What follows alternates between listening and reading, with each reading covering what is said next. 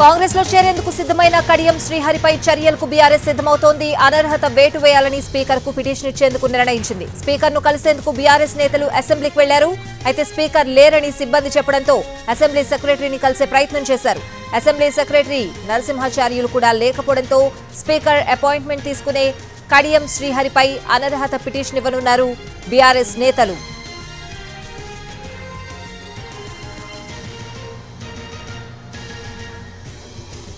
కాంగ్రెస్ లో చేరేందుకు సిద్ధమైన కడియం శ్రీహరిపై చర్యలకు బీఆర్ఎస్ సిద్ధమవుతోంది. ఇదే అంశానికి సంబంధించిన పూర్తి అప్డేట్స్ అడిగి తెలుసుకుందాం. మా ప్రతినిధి సతీష్ ఫోన్ లైన్ లో ఉన్నారు. సతీష్,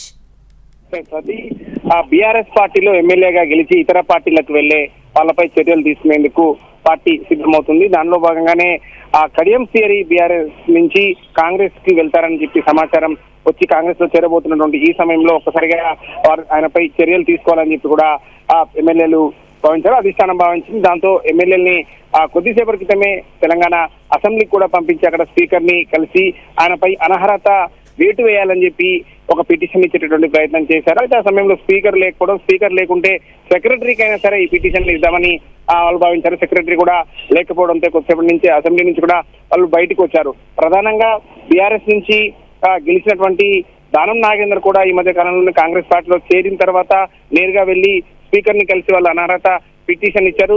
దానం నాగేందర్ మీద కూడా చర్యలు తీసుకోవాలి, ఆయన ఎమ్మెల్యే పదవిని రద్దు చేయాలని చెప్పి కూడా చెప్పడం జరిగింది. కానీ ఇప్పుడు కడియం శ్రీహరి ఇంకా కాంగ్రెస్ పార్టీలో చేరక ముందే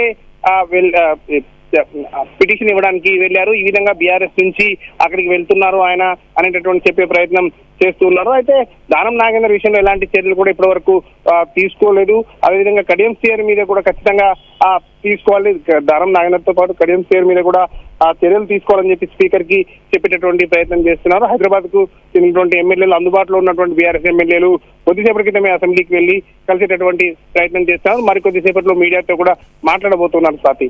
right Satish, thanks for the updates.